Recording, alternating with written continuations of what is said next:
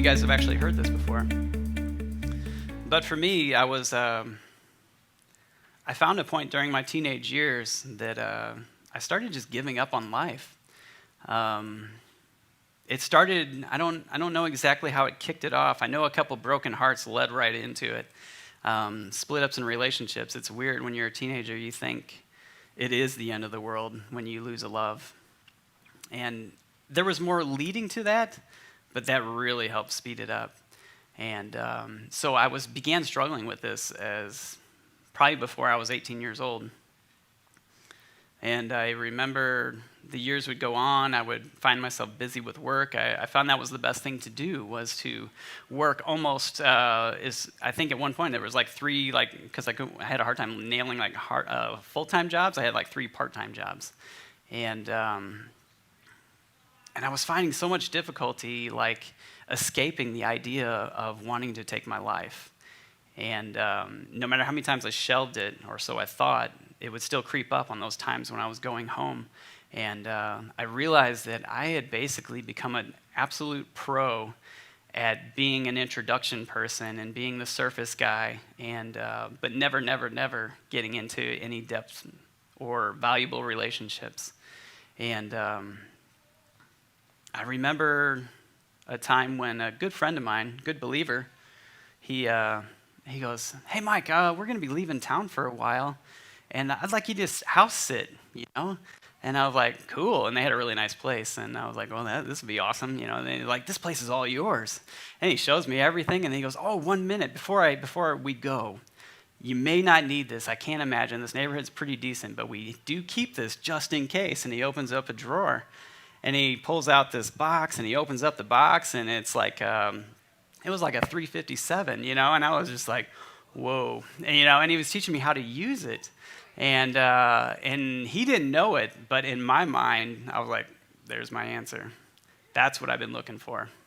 And again, I couldn't believe that I could intermingle with believers and all kinds of people, and nobody saw this in me. And how could they not know that I was wanting to die this bad? And it was because I was trying to hide it, probably. And I didn't want anybody to stop me should I ever decide to commit. It seems like people that leave letters and say things about it leading up to it, they're really screaming out for help. Those are the people you really need to latch onto. But it's even worse when they're hiding it really well, because it means at some point in their mind they made a commitment.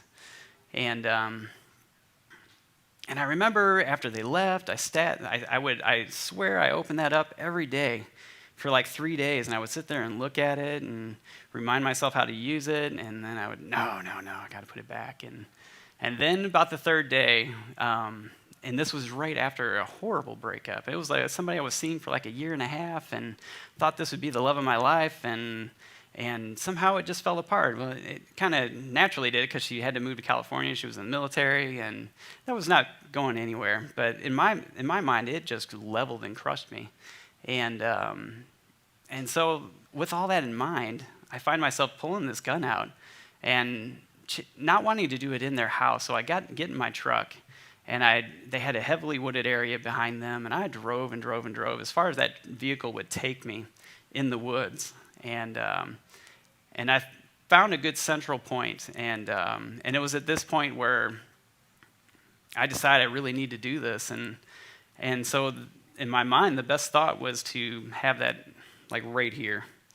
And I remember the first moment I decided to do it, and I kept thinking to myself, people that believe in, people that are saved don't do this, And I was like, how am I finding? I couldn't explain it, but yet there I was. And so I decided to do it. I decided to bear down on that trigger, and I pulled it as swiftly as I could, and it stopped.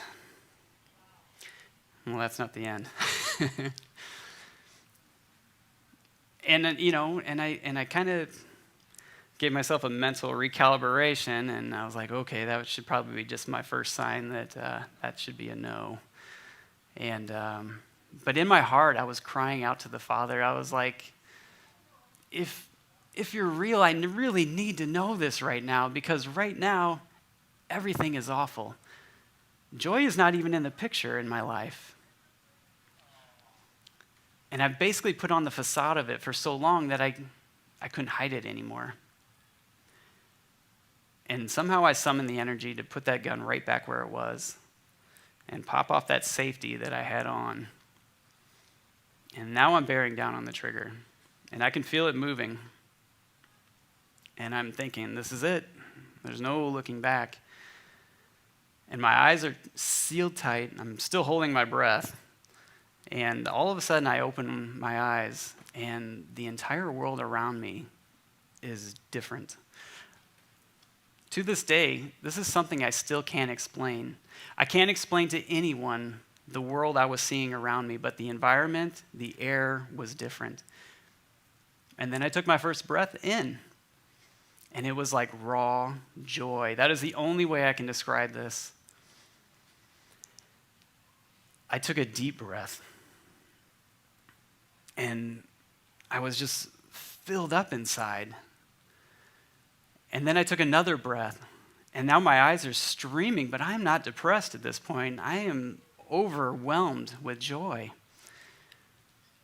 And the sensation I had prior to those moments of pulling the trigger was, I felt as though, I don't even know how to describe it, but there was something behind me that could almost taste me. And now at this moment, my eyes are open and I'm breathing in this raw joy. It's overwhelming my senses, every fiber and resource that makes me who I am. I am moved to the core of my being, and I'm weeping, but it's such a joyful kind of weep, and I never felt the experience of at this point in my life, I didn't even know what it was to have a man just hold you, a father, hold me. And I was being held so tightly at that moment. And I couldn't stop the crying, but I began to bless God in this moment. I didn't know anything about that, but I was moved to do it. And I just couldn't stop it. And at this point, I don't even know where the gun's at. I've already put it down. And I was overwhelmed by this. And this is the crux of everything that I'm trying to convey right now, is that our Father has this amazing ability to grab you from the greedy jaws of death and give new life and make everything new at that moment. I have never struggled with that desire since. And how do you explain that? Overnight, it's done. Hallelujah. Yeah.